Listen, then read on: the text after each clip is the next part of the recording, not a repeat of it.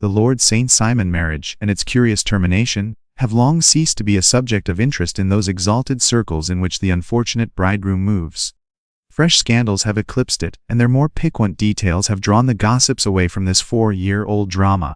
As I have reason to believe, however, that the full facts have never been revealed to the general public, and as my friend Sherlock Holmes had a considerable share in clearing the matter up, I feel that no memoir of him would be complete without some little sketch of this remarkable episode. It was a few weeks before my own marriage, during the days when I was still sharing rooms with Holmes in Baker Street, that he came home from an afternoon stroll to find a letter on the table waiting for him. I had remained indoors all day, for the weather had taken a sudden turn to rain, with high autumnal winds, and the Giselle bullet which I had brought back in one of my limbs as a relic of my Afghan campaign throbbed with dull persistence. With my body in one easy chair and my legs upon another, I had surrounded myself with a cloud of newspapers, until at last, saturated with the news of the day, I tossed them all aside and lay listless, watching the huge crest and monogram upon the envelope upon the table, and wondering lazily who my friend's noble correspondent could be. "Here is a very fashionable epistle," I remarked as he entered. "Your morning letters, if I remember right, were from a fishmonger and a tide waiter." "Yes, my correspondence has certainly the charm of variety," he answered smiling. "and the humbler are usually the more interesting. This looks like one of those unwelcome social summonses which call upon a man either to be bored or to lie." He broke the seal and glanced over the contents. "Oh, come, it may prove to be something of interest after all." "Not social, then?" "No, distinctly professional." "And from a noble client?" "One of the highest in England." "My dear fellow, I congratulate you." "I assure you, Watson, without affectation, that the status of my client is a matter of less moment to me than the interest of his case. It is just possible, however, that also may not be wanting in this new investigation. You have been reading the papers diligently of late, have you not?" "It looks like it," said I ruefully, pointing to a huge bundle in the corner. "I have had nothing else to do." "It is fortunate, for you will perhaps be able to post me up.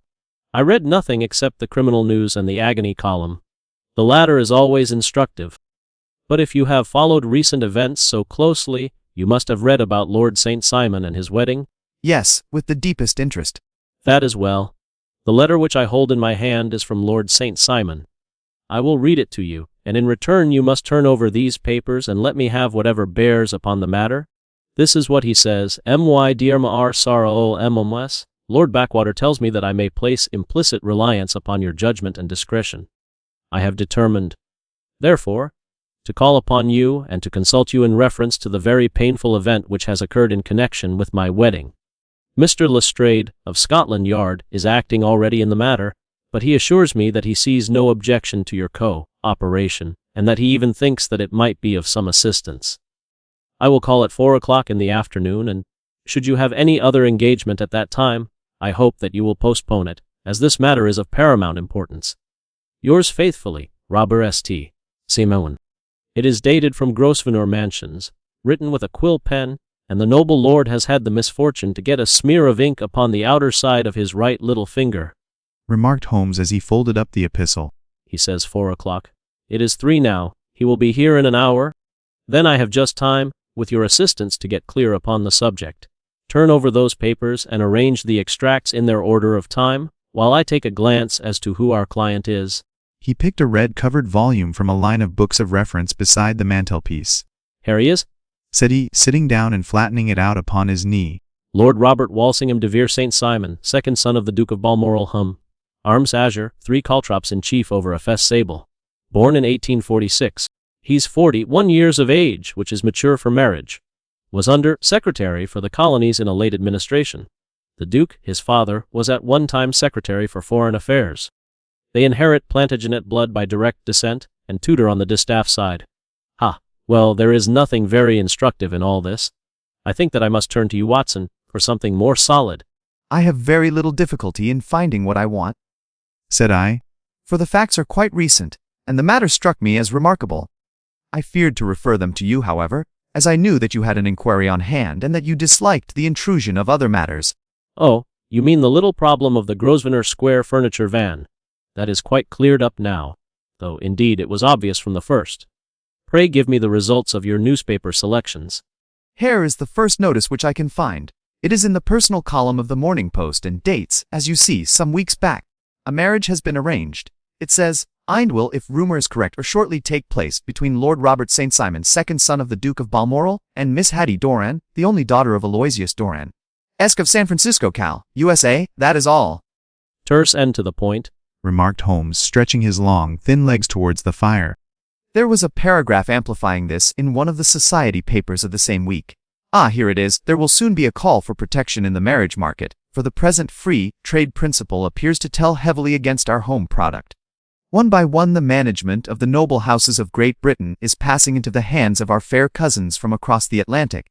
An important addition has been made during the last week to the list of the prizes which have been borne away by these charming invaders. Lord St. Simon, who has shown himself for over 20 years proof against the little god's arrows, has now definitely announced his approaching marriage with Miss Hattie Doran, the fascinating daughter of a California millionaire. Miss Doran, whose graceful figure and striking face attracted much attention at the Westbury House festivities, is an only child, and it is currently reported that her dowry will run to considerably over the 6 figures, with expectancies for the future. As it is an open secret that the Duke of Balmoral has been compelled to sell his pictures within the last few years, and as Lord St. Simon has no property of his own save the small estate of Birchmoor, it is obvious that the Californian heiress is not the only gainer, by an alliance which will enable her to make the easy and common transition from a Republican lady to a British peeress." anything else? Asked Holmes, yawning. "Oh, yes, plenty.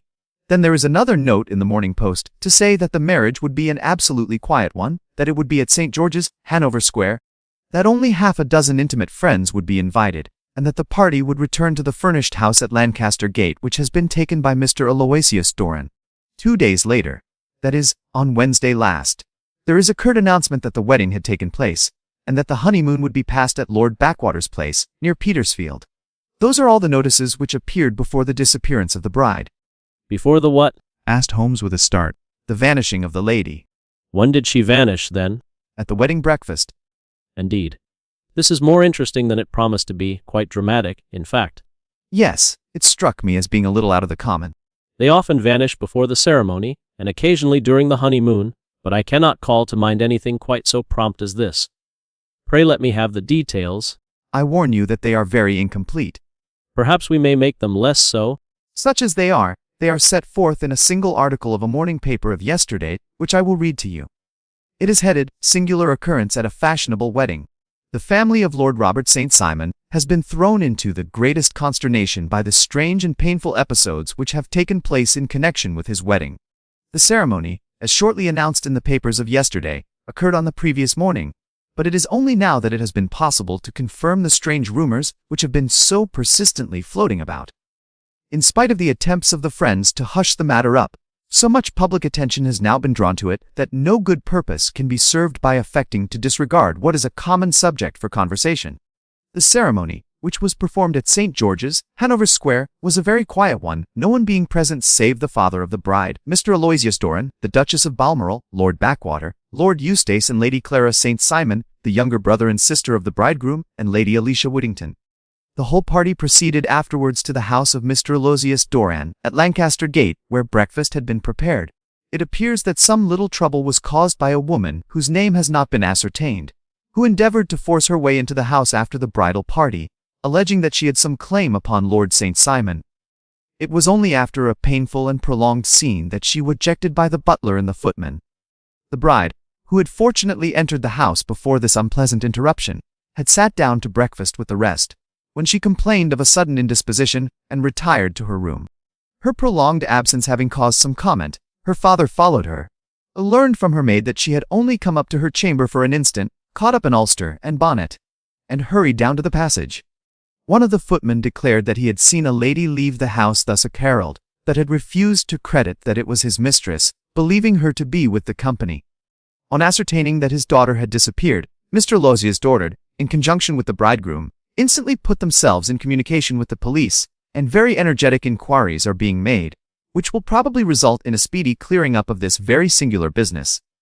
Up to a late hour last night, however, nothing had transpired as to the whereabouts of the missing lady. There are rumors of foul play in the matter, and it is said that the police have the arrest of the woman who had caused the original disturbance, in the belief that, from jealousy or some other motive, she may have been concerned in the strange disappearance of the bride. And is that all? Only one little item in another of the morning papers, But it is a suggestive one. And it is. That Miss Flora Miller, the lady who had caused the disturbance, has actually been arrested. It appears that she was formerly a danseuse at the Allegro, and that she has known the bridegroom for some years. There are no further particulars, and the whole case is in your hands now, so far as it has been set forth in the public press. And an exceedingly interesting case it appears to be. I would not have missed it for worlds. But there is a ring at the bell, Watson, and as the clock makes it a few minutes after 4, I have no doubt that this will prove to be our noble client. Do not dream of going, Watson, for I very much prefer having a witness, if only as a check to my own memory. Lord Robert St. Simon, announced our page boy, throwing open the door. A gentleman entered, with a pleasant, cultured face, high-nosed and pale, with something perhaps of petulance about the mouth, and with the steady, well-opened eye of a man whose pleasant lot it had ever been to command and to be obeyed. His manner was brisk, and yet his general appearance gave an undue impression of age, for he had a slight forward stoop and a little bend of the knees as he walked. His hair, too, as he swept off his very curly, brimmed hat, was grizzled round the edges and thin upon the top. As to his dress, it was careful to the verge of foppishness, with high collar, black frock coat, white waistcoat, yellow gloves, patent leather shoes and light-colored gaiters. He advanced slowly into the room, turning his head from left to right, and swinging in his right hand the cord which held his golden eyeglasses. "Good day, Lord St. Simon," said Holmes, rising and bowing. "Pray take the basket chair. This is my friend and colleague, Dr. Watson. Draw up a little to the fire, and we will talk this matter over." A most painful matter to me, as you can most readily imagine, Mr. Holmes. I have been cut to the quick. I understand that you have already managed several delicate cases of this sort, sir, though I presume that they were hardly from the same class of society. "No, I am descending." I beg pardon. "My last client of the sort was a king." "Really? I had no idea. And which king?" "The king of Scandinavia." "What? Had he lost his wife?" "You can understand," said Holmes, sweet, "that I extend to the affairs of my other clients the same secrecy which I promised to you in yours." "Of course! Very right, very right. I'm sure I beg pardon. As to my own case, I am ready to give you any information which may assist you in forming an opinion." "Thank you. I have already learned all that is in the public prints, nothing more. I presume that I may take it as correct. This article, for example, as to the disappearance of the bride." Lord St. Simon glanced over it. "Yes, it is correct, as far as it goes." "But it needs a great deal of supplementing before anyone could offer an opinion. I think that I may arrive at my facts most directly by questioning you." "Pray do so." "When did you first meet Miss Hattie Doran?" "In San Francisco, a year ago." "You were traveling in the States?" "Yes." "Did you become engaged then?" "No."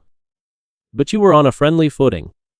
"I was amused by her society, and she could see that I was amused." "Her father is very rich." "He is said to be the richest man on the Pacific slope." "And how did he make his money?" "In mining. He had nothing a few years ago. Then he struck gold, invested it, and came up by leaps and bounds." "No, what is your own impression as to the young ladies? Your wife's character?" The nobleman swung his glasses a little faster and stared down into the fire. "You see, Mr. Holmes," said he, "my wife was 20 before her father became a rich man. During that time she ran free in a mining camp, and wandered through woods or mountains, so that her education has come from nature, rather than from the schoolmaster. She is what we call in England a tomboy, with a strong nature, wild and free, unfettered by any sort of traditions. She is impetuous, volcanic, I was about to say. She is swift in making up her mind, and fearless in carrying out her resolutions.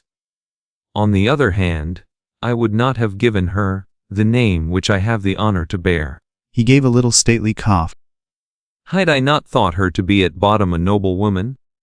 I believe that she is capable of heroic self-sacrifice, and that anything dishonorable would be repugnant to her." "Have you her photograph?" "I brought this with me." He opened a locket and showed us the full face of a very lovely woman. It was not a photograph but an ivory miniature, and the artist had brought out the full effect of the lustrous black hair, the large dark eyes, and the exquisite mouth. Holmes gazed long and earnestly at it. Then he closed the locket and handed it back to Lord St. Simon. "The young lady came to London, then, and you renewed your acquaintance?" "Yes, Her father brought her over for this last London season. I met her several times, became engaged to her, and have now married her. She brought, I understand, a considerable dowry.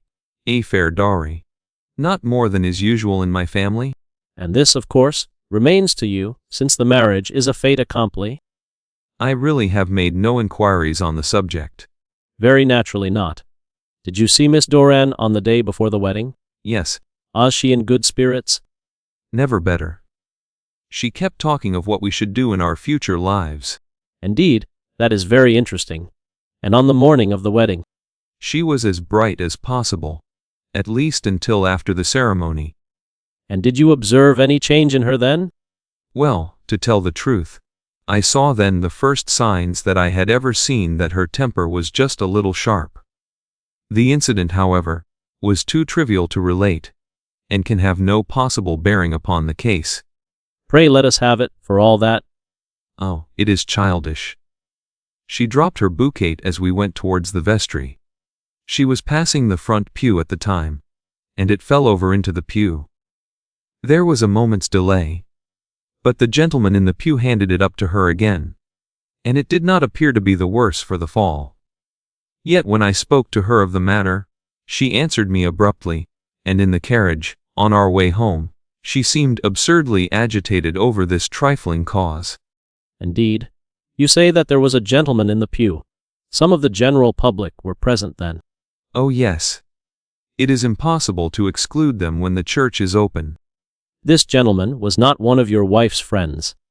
No, I call him a gentleman by courtesy. But he was quite a common-looking person. I hardly noticed his appearance. But really, I think that we are wandering rather far from the point. Lady St. Simon, then, returned from the wedding in a less cheerful frame of mind than she had gone to it. What did she do on re-entering her father's house? I saw her in conversation with her maid. And who is her maid? Alice is her name. She is an American and came from California with her. A confidential servant? A little too much so. It seemed to me that her mistress allowed her to take great liberties. Still, of course, in America, they look upon these things in a different way. How long did she speak to this Alice? A few minutes. I had something else to think of. You did not overhear what they said? Lady St. Simon said something about jumping a claim. She was accustomed to use slang of the kind. I have no idea what she meant. American slang is very expressive sometimes. And what did your wife do when she finished speaking to her maid? She walked into the breakfast room. On your arm? No, alone. She was very independent in little matters like that. Then, after we had sat down for 10 minutes or so, she rose hurriedly, muttered some words of apology, and left the room. She never came back.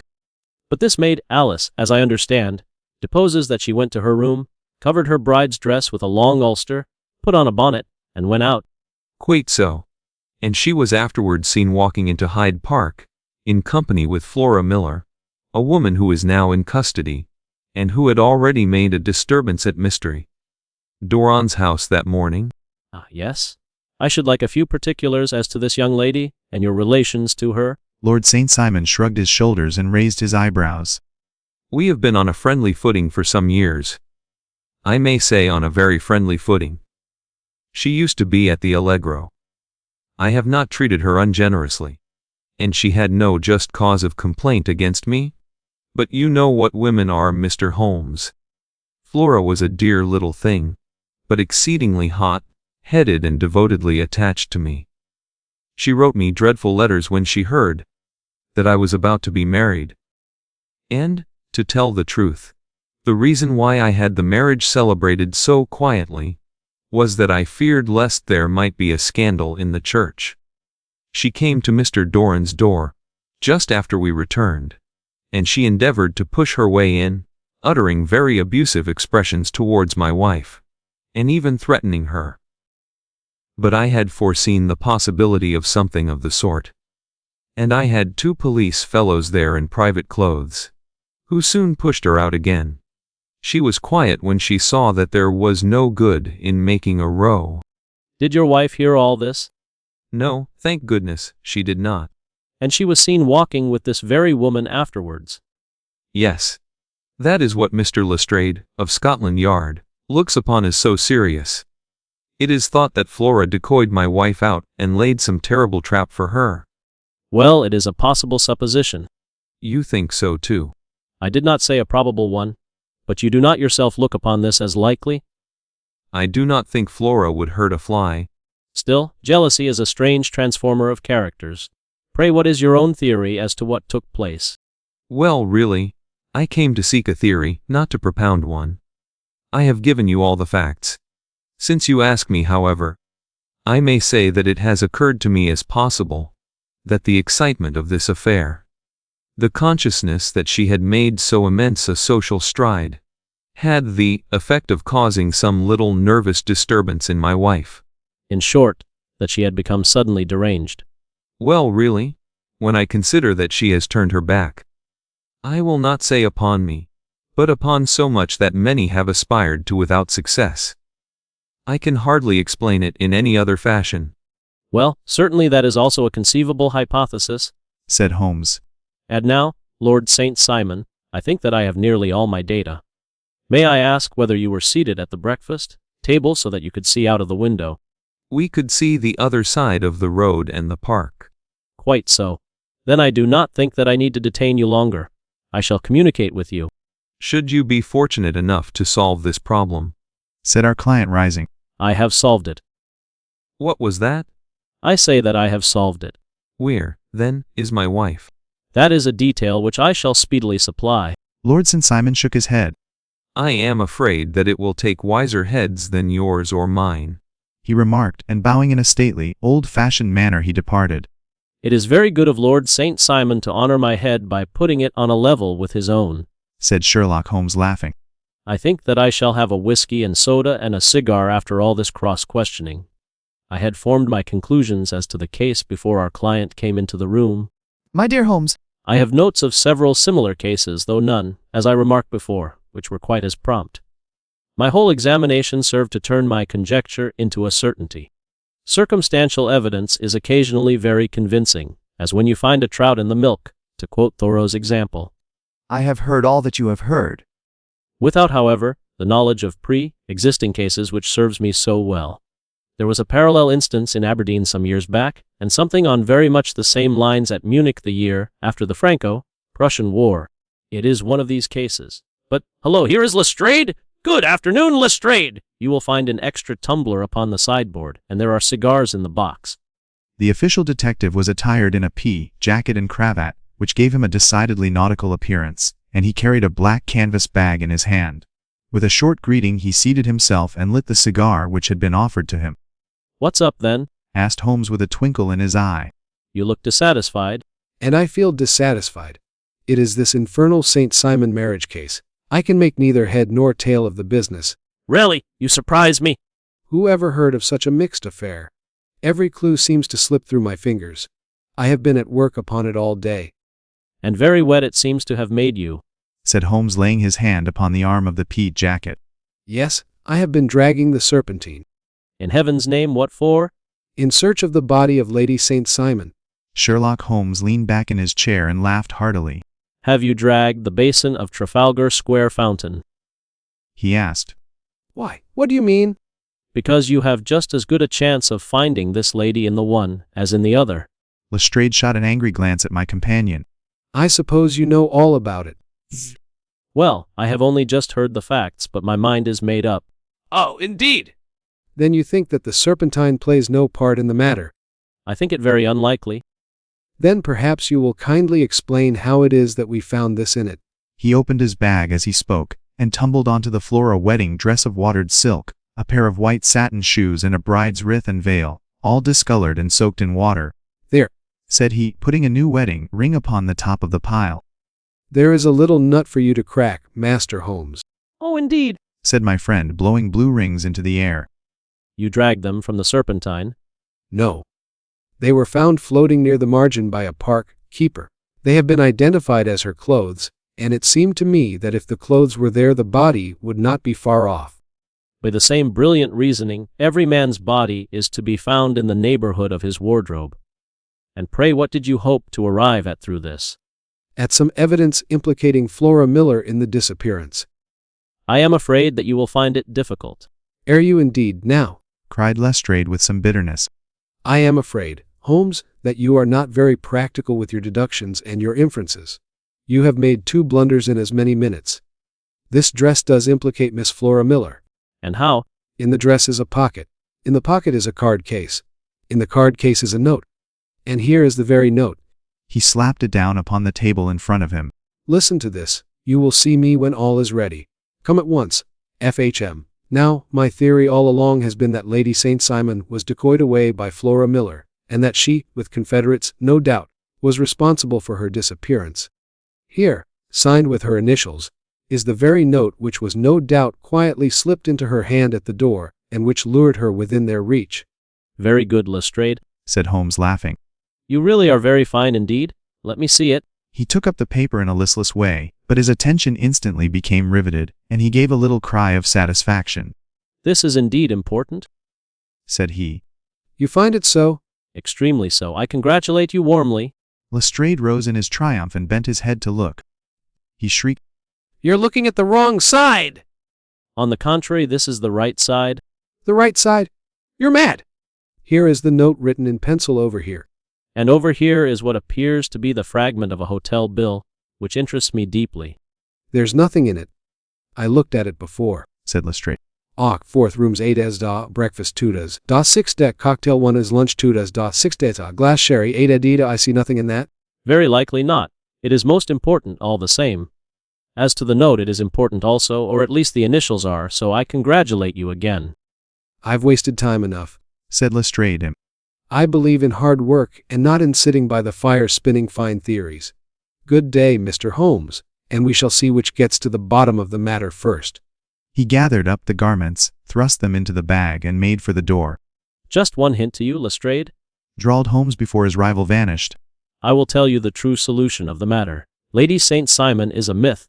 There is not, and there never has been, any such person. Lestrade looked sadly at my companion.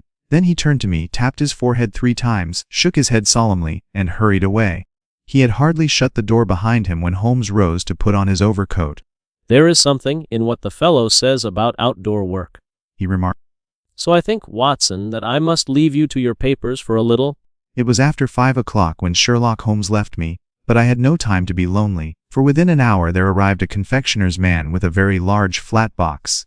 This he unpacked with the help of a youth whom he had brought with him, and presently, to my very great astonishment, a quite Epicurean little cold supper began to be laid out our humble lodging, house mahogany. There were a couple of brace of cold woodcock, a pheasant, a pied de foie gras pie with a group of ancient and cobwebby bottles.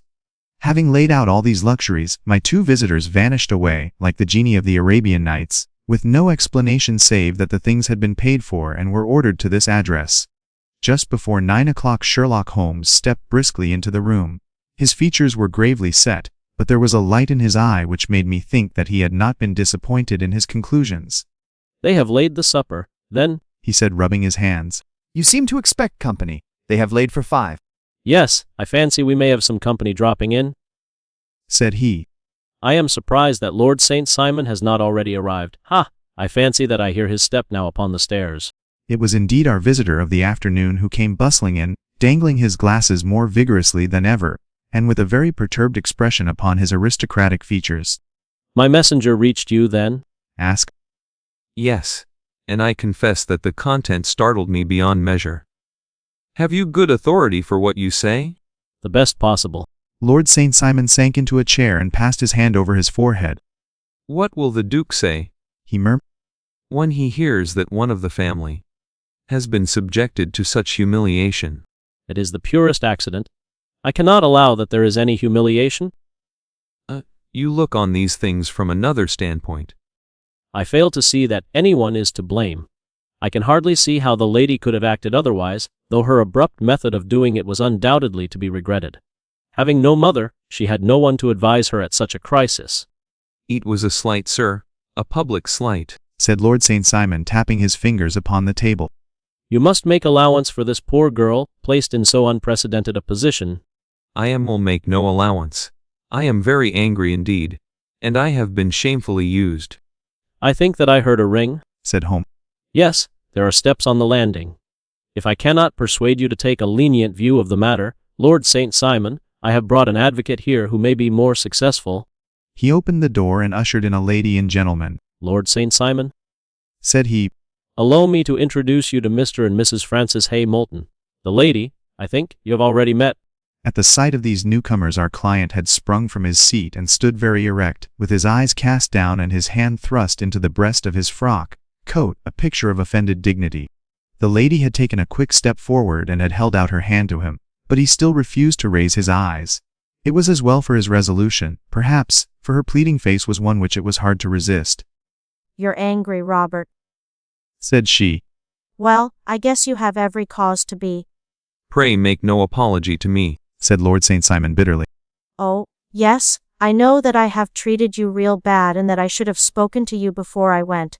But I was kind of rattled, and from the time when I saw Frank here again, I just didn't know what I was doing or saying. I only wonder I didn't fall down and do a faint right there before the altar. Perhaps, Mrs. Moulton, you would like my friend and me to leave the room while you explain this matter? If I may give an opinion, remarked the strange gentleman.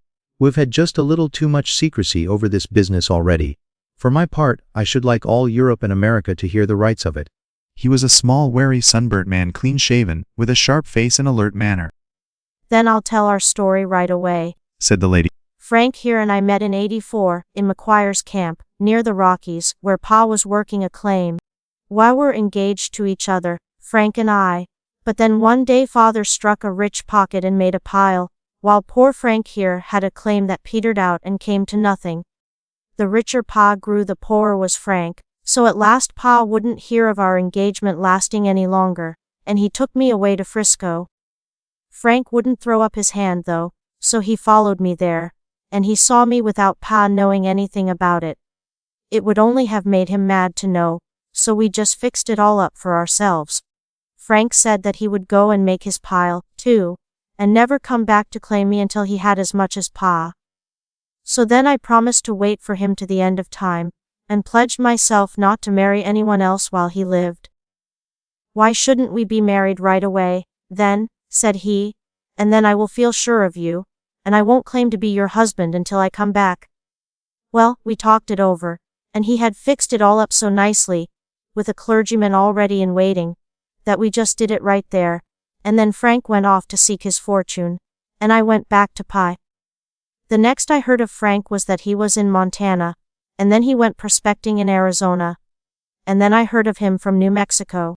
After that came a long newspaper story about how a miners' camp had been attacked by Apache Indians, and there was my Frank's name among the killed. I fainted dead away, and I was very sick for months after. Pa thought I had a decline and took me to half the doctors in Frisco. Not a word of news came for a year and more, so that I never doubted that Frank was really dead. Then Lord St. Simon came to Frisco, and we came to London, and a marriage was arranged, and Pa was very pleased, but I felt all the time that no man on this earth would ever take the place in my heart that had been given to my poor Frank. Still, if I had married Lord St. Simon, of course I'd have done my duty by him. We can't command our love, but we can our actions. I went to the altar with him with the intention to make him just as good a wife as it was in me to be. But you may imagine what I felt when, just as I came to the altar rails, I glanced back and saw Frank standing and looking at me out of the first pew. I thought it was his ghost at first, but when I looked again there he was still, with a kind of question in his eyes, as if to ask me whether I were glad or sorry to see him. I wonder I didn't drop. I know that everything was turning round, and the words of the clergyman were just like the buzz of a bee in my ear. I didn't know what to do. Should I stop the service and make a scene in the church? I glanced at him again, and he seemed to know what I was thinking, for he raised his finger to his lips to tell me to be still. Then I saw him scribble on a piece of paper, and I knew that he was writing me a note. As I passed his pew on the way out I dropped my bouquet over to him, and he slipped the note into my hand when he returned me the flowers. It was only a line asking me to join him when he made the sign to me to do so. Of course I never doubted for a moment that my first duty was now to him, and I determined to do just whatever he might direct. When I got back, I told my maid, who had known him in California and had always been his friend. I ordered her to say nothing, but to get a few things packed and my ulster ready. I know I ought to have spoken to Lord St. Simon, but it was dreadful hard before his mother and all those great people. I just made up my mind to run away and explain afterwards. I hadn't been at the table 10 minutes before I saw Frank out of the window at the other side of the road. He beckoned to me and then began walking into the park. I slipped out, put on my things and followed him. Some woman came talking something or other about Lord St. Simon to me. Seemed to me from the little I heard as if he had a little secret of his own before marriage also. But I managed to get away from her and soon overtook Frank. We got into a cab together, and away we drove to some lodgings he had taken in Gordon Square, and that was my true wedding after all those years of waiting. Frank had been a prisoner among the Apaches, had escaped, came on to Frisco, found that I had given him up for dead and had gone to England, followed me there, and had come upon me at last on the very morning of my second wedding. I saw it in a paper, explained the American. It gave the name and the church but not where the lady lived. Then we had a talk as to what we should do, and Frank was all for openness, but I was so ashamed of it all that I felt as if I should like to vanish away and never see any of them again. Just sending a line to Pa, perhaps, to show him that I was alive. It was awful to me to think of all those lords and ladies sitting round that breakfast table, and waiting for me to come back. So Frank took my wedding clothes and things and made a bundle of them, so that I should not be traced, and dropped them away somewhere where no one could find them. It is likely that we should have gone on to Paris tomorrow, only that this good gentleman, Mr. Holmes, came round to us this evening, though how he found us is more than I can think. And he showed us very clearly and kindly that I was wrong and that Frank was right, and that we should be putting ourselves in the wrong if we were so secret. Then he offered to give us a chance of talking to Lord St. Simon alone, and so we came right away round to his rooms at once. Now, Robert, you have heard it all, and I am very sorry if I have given you pain, and I hope that you do not think very meanly of me. Lord St. Simon had by no means relaxed his rigid attitude, but had listened with a frowning brow and a compressed lip to this long narrative. "Excuse me," he said, "but it is not my custom to discuss my most intimate personal affairs in this public manner." Then you won't forgive me. You won't shake hands before I go? "Oh, certainly, if it would give you any pleasure." He put out his hand and coldly grasped that which she extended to him. I had hoped, suggested Holmes, that you would have joined us in a friendly supper. "I think that there you ask a little too much," responded his lordship. "I may be forced to acquiesce in these recent developments, but I can hardly be expected to make merry over them. I think that with your permission, I will now wish you all a very good night." He included us all in a sweeping bow and stalked out of the room. Then I trust that you at least will honor me with your company, said Sherlock Holmes. It is always a joy to meet an American, Mr. Moulton, for I am one of those who believe that the folly of a monarch and the blundering of a minister in far-gone years will not prevent our children from being some day citizens of the same world-wide country under a flag which shall be a quartering of the Union Jack with the stars and stripes. The case has been an interesting one, remarked Holmes when our visitors had left us, because it serves to show very clearly how simple the explanation may be of an affair which at first sight seems to be almost inexplicable. Nothing could be more natural than the sequence of events as narrated by this lady, and nothing stranger than the result when viewed, for instance, by Mr. Lestrade of Scotland Yard. You were not yourself at fault at all, then?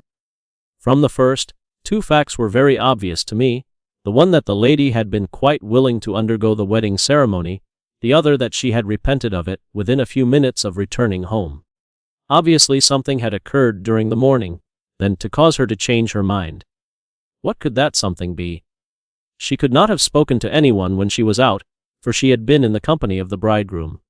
Had she seen someone then? If she had, it must be someone from America, because she had spent so short a time in this country that she could hardly have allowed anyone to acquire so deep an influence over her that the mere sight of him would induce her to change her plans so completely. You see, we have already arrived, by a process of exclusion, at the idea that she might have seen an American.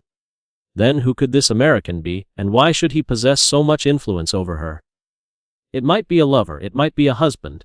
Her young womanhood had, I knew, been spent in rough scenes and under strange conditions. So far I had got before I ever heard Lord St. Simon's narrative. One he told us of a man in a pew, of the change in the bride's manner, of so transparent a device for obtaining a note as the dropping of a bouquet, of her resort to her confidential maid, and of her very significant allusion to claim jumping, which in miners' parlance means taking possession of that which another person has a prior claim to. The whole situation became absolutely clear. She had gone off with a man, and the man was either a lover or was a previous husband, the chances being in favor of the latter. And how in the world did you find them? It might have been difficult, but friend Lestrade held information in his hands the value of which he did not himself know. The initials were, of course, of the highest importance, but more valuable still was it to know that within a week he had settled his bill at one of the most select London hotels. How did you deduce the select? But the select prices, 8 shillings for a bed and 8 pence for a glass of sherry, pointed to one of the most expensive hotels. There are not many in London which charge at that rate.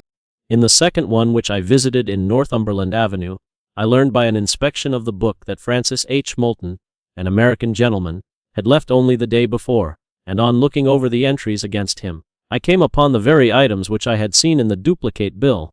His letters were to be forwarded to 226 Gordon Square, so thither I traveled, and being fortunate enough to find the loving couple at home, I ventured to give them some paternal advice and to point out to them that it would be better in every way that they should make their position a little clearer both to the general public and to Lord St. Simon in particular. I invited them to meet him here, and as you see, I made him keep the appointment. With no very good result. His conduct was certainly not very gracious. Watson, said Holmes, smiling. Perhaps you would not be very gracious either, if, after all the trouble of wooing and wedding, you found yourself deprived in an instant of wife and of fortune. I think that we may judge Lord St. Simon very mercifully and thank our stars that we are never likely to find ourselves in the same position. Draw your chair up and hand me my violin, for the only problem we have still to solve is how to while away these bleak autumnal evenings.